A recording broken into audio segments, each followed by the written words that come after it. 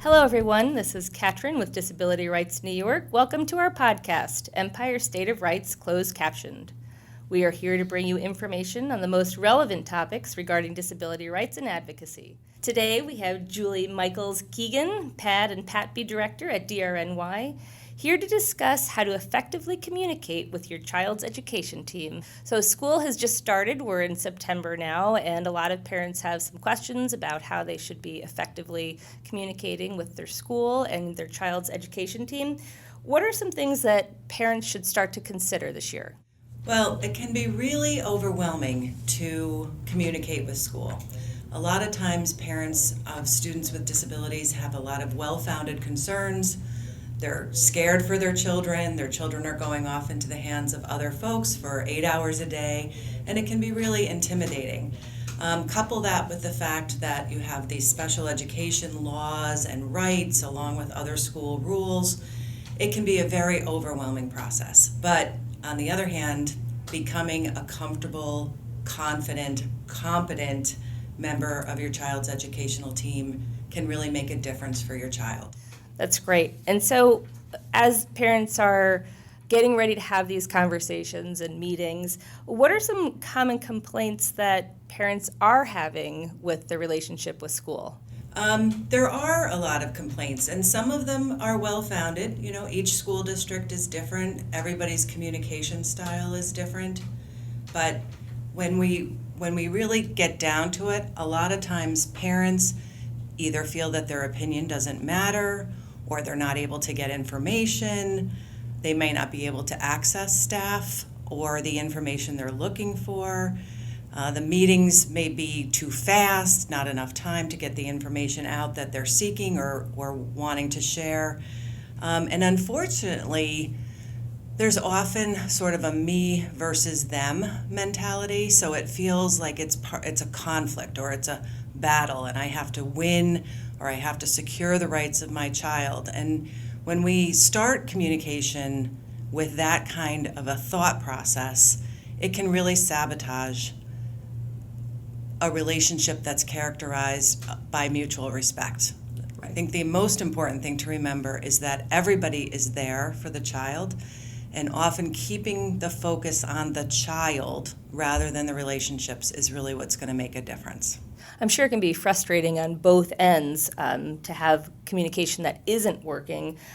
So how important is it to build that level of communication with your team players before the school year really gets going? I think it's incredibly important, and it can really make the difference or a make it or break it year with your child's team. That said, I think we can always improve or work on or repair communication even if we're off to a bad start. So these are things I think anybody could use through the year. But if we are able to have effective communication with our educational team, first of all, you're going to have a lot less surprises. You're not going to get that sudden call that Johnny has violated some code of school conduct and you're being asked to pick them up. You're going to be able to get access to information about your child a lot quicker. You will also have a more receptive team, meaning that they will be more interested in hearing your ideas, as long as you're also listening to the ideas and observations that they have.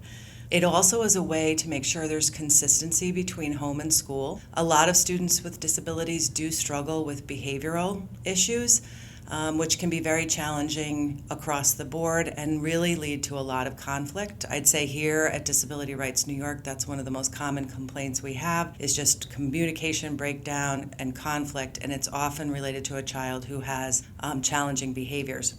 So if we can have those communications between home and school, we can also ensure there's consistency between home and school. So for example, if there's a behavior plan in place at school, then the parents supporting that plan at home, learning more about it, and not undermining it can make a big difference. And the reality is if we can build those communications when it does come time for a meeting of the Committee on Special Education, the CSE, then there's going to be more of an open discussion. And that's really what Congress intended when Congress said we need to have all of these people at the table. We need a school district person, we need a psychologist, we need the parent, we need the student. We need the people who are teaching the child and providing services to the child, because each one really brings a unique perspective and a unique expertise. And that includes the parent, and that includes the student. So if we can have a relationship with those people, then we're going to have a much more productive discussion and a better plan for the child. So a lot of times, thinking about putting these communications together, parents may not know where to start. Can you give me some specific strategies for building the communication that we need to have meaningful participation? Sure. The first strategy to think about is, how am I going to communicate? What form is that going to take? And I'm going to talk about a few. So one of those is the idea of a team meeting. Many times parents are only attending meetings for annual review, meaning they're meeting once a year to discuss their child's IEP for the following year. But a lot of times, if we have a child with complex needs or complex behaviors, more frequent meetings may be necessary. They don't have to be Committee on Special Education meetings. They could just be what I call team meetings, and that involves the folks who are really doing hands-on work with the child, the teacher, the speech therapist if there's one, an OT person, a counselor, a social worker, whoever happens to be working with that child. These are particularly helpful if it is important to have consistency between home and school, because everybody's sharing information. It can also be helpful if the child has unique needs or behaviors, and those could be medical, those could be struggling with a particular kind of learning because of a disability related to reading or math or something like that. They're very helpful too if the child is starting in a new program or a new school, because that brings its own hurdles. A lot of kids with disabilities really need consistency, and when we throw a new program, a new teacher, a new environment in, it can really create some problems. So good communication can make a big difference there. So I don't think we need team meetings every week. That's a very rare occurrence, but I think scheduling team meetings maybe once a quarter or once a month, if it's a more intensive issue, can be very helpful. And then it's on people's calendars and can move forward. So team meetings is definitely something to think about. Another option is to have individual meetings. This is useful when there's a particular issue. So maybe one teacher is struggling with a child, or the child is struggling in one class, or the child is struggling in one area. Let's say a less structured area. A child's really struggling on the playground, or child may be experiencing bullying or something along those lines. Sometimes a face-to-face meeting or a phone meeting, can work also, can really set the tone for more open communication.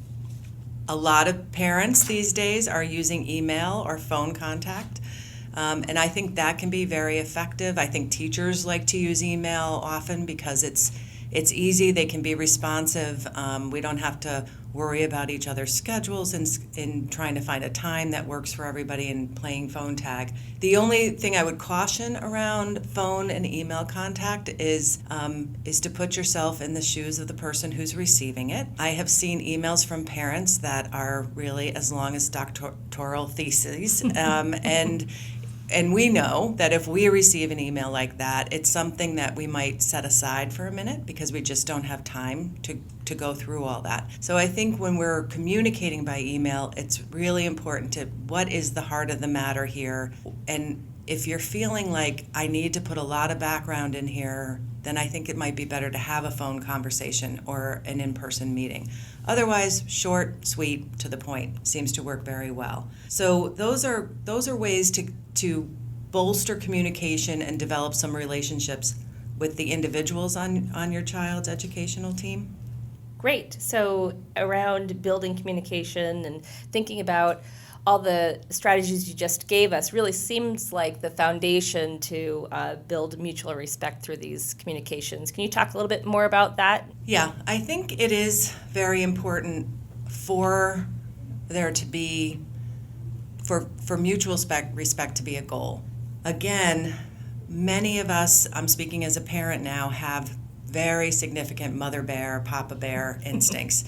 And so we tend to be very defensive around our children, and there's nothing wrong with that. We are our child's best advocate, and there's no getting around that. On the other hand, though, from your own experience, if you approach a conversation or a communication with a hostile attitude, you're doing a bad job, you don't get my kid, you're not doing the right thing for my child, that automatically puts the other person on the defense. And that closes down communication. That person isn't going to be listening to what you have to say. They're going to be worried about defending what they're doing.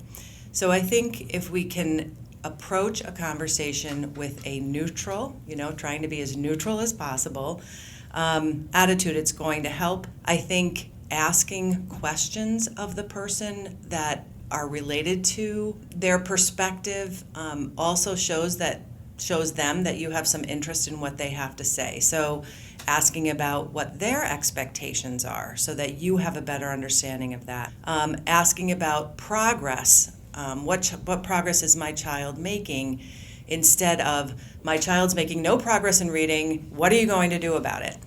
But taking the approach of Johnny really seems to be struggling with reading. Are you seeing progress, or what do you think is getting in the way? Using some open-ended questions like that and asking sort of for their input and observation is very helpful. You may end up disagreeing with their perspective, but it's still important to understand their perspective, especially if you want them to understand yours. It's also important to ask what their recommendations are. What do you think would help here? I don't think parents always realize that teachers are working, there are many variables impacting them. They often have classes that may be too big, they may not have the support they need. There's all these demands on what needs to be taught in the curriculum, testing, all of these things. And so it may feel like the teacher may not be paying enough attention, but I think if we can say, is there anything I can advocate for that would give you the support you need? That is a very helpful question, because a lot of times that's what it is. And I think we as parents and members of the Committee on Special Education, we are uniquely able to say at a CSE meeting, I think Johnny may need some direct consultant teacher work, or may need the assistance of an aide, because this seems to be taking a lot of the teacher's time, and he's really struggling as a result of this. That way, you have supported the teacher and built a relationship that way, without the teacher having to fight for something that they very well may not be able to secure. So it's something for us to think about. So obviously there can be a lot of emotion involved in these meetings and the communications. As parents, what are some pitfalls that they need to be aware of and try to avoid? Well, I call these the communication assassins. And frankly, again, this is common sense, but it's just some things to think about. Being very rigid in your thinking often leads to conflict, and often it sabotages the best outcomes for the child. So instead of saying he needs this and there's nothing else that's possibly going to work, and if you don't do this, I'm going to, exercise all my rights. There's a time and place for that, but for the most part, especially when we're establishing communication or trying to repair it, I think it's important to be open-minded. Again, I mentioned earlier that there are a lot of people at the table with different expertise to offer, and so hearing other ideas is helpful, and sharing your ideas is equally helpful, and then getting creative about how to move from there. Another communication assassin is blaming or accusing. That seems to sabotage things very quickly. I think everybody has an understanding of that too. If you're going to go right on the defensive, rather than asking open-ended questions, which might be more helpful. Yelling, screaming, not super common things that occur at CSE meetings, but do sometimes occur. That's not helpful. You as a parent are getting very emotional at that point, and you may feel emotional, but letting that out in that forum may not be the best thing. An easy thing to do there, if you find yourself really getting upset, is to just take a break. Could I take a minute in the hall? Could I take a couple minutes in the hall? Threatening people won't get you very far, and rehashing the past is also a problem. So we may be starting fresh this year, but the parent may be feeling like, well, you didn't do right by my child last year. I have no belief that you're going to do right by my child this year, and I'm going to point out all the ways that you've failed my child in the past. Again, there's a time and a place for that. Certainly, if the child isn't making progress, there are ways to exercise your rights, maybe getting an independent evaluation, maybe making a state complaint, but using those tools that the law affords us is much more effective than, going ahead and screaming at people.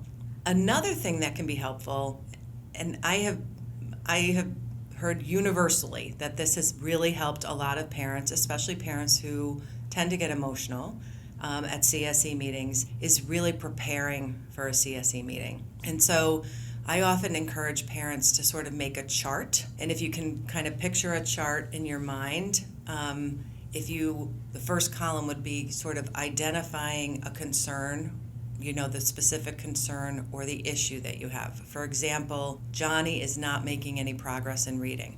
Okay, that's a concern. That makes sense.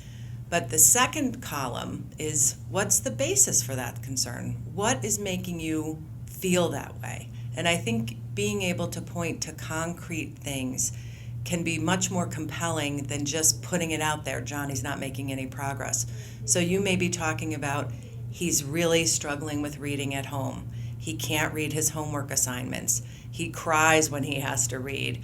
These are all very specific, things that indicate that the child may be struggling with reading, and are things that people can relate to. Then in the third column is to think about, what are some questions I can ask around this issue? A lot of people, I think, would think that third column should be, what outcome do I want out of this? But really, it should be, what can I ask about that will get the team talking about how to resolve this problem? So questions like, is he crying at school when he has to read? Is he volunteering when he has to read? Is he performing or improving at the same rate of other students in his class? What do you think are the biggest barriers to his reading? When you start asking the team those kinds of questions, then you get a discussion going. And people start buying into the idea that maybe Johnny is struggling with reading, and you're going to come up with a better solution. In all of the meetings and the communication, how important is follow-up, and how often should parents be following up? So, follow-up is important, and I'm an attorney, so I'm always going to say we always need to be following up in writing, but we do. And there's a few reasons for that. I mean, certainly there is the idea that if it isn't in writing, it never occurred, right? And that may be deliberate, but more often it's just the school is dealing with many, many students and many, many parents, and it's easy for a discussion to get forgotten or an agreement to get forgotten. So following up in writing, thanks for the meeting today, or it was a great conversation with you today. I'm glad we agreed that Johnny is going to now get resource room to help him with reading, or we're going to communicate on a weekly basis on how he's doing for his reading, or something like that. But just not a book, not rehashing the whole thing, but just, thanks for the meeting today, this is what we agreed to, and leaving it at that. All right, so is there anything else that you want to share with us on how to have, the most effective meetings you can have, how to get the best outcomes for your child while they're at school? Anything else you want to add today? Yeah, there's a couple things. One is, it's important to stay organized. There are a lot of papers associated with school, even if your child doesn't have a disability. And if your child does have a disability and they have an IEP, an individualized education plan, or a 504 plan, then you have more documentation that's required to go along with that. Having those records on hand, having the evaluations, the communications from the district, past IEPs, in in a place where you can easily access them can be really important. So creating a binder, maybe for each year, or creating a binder and separating it by IEPs and evaluations and report cards, but having some central place where you can just keep this information in one spot can be incredibly helpful.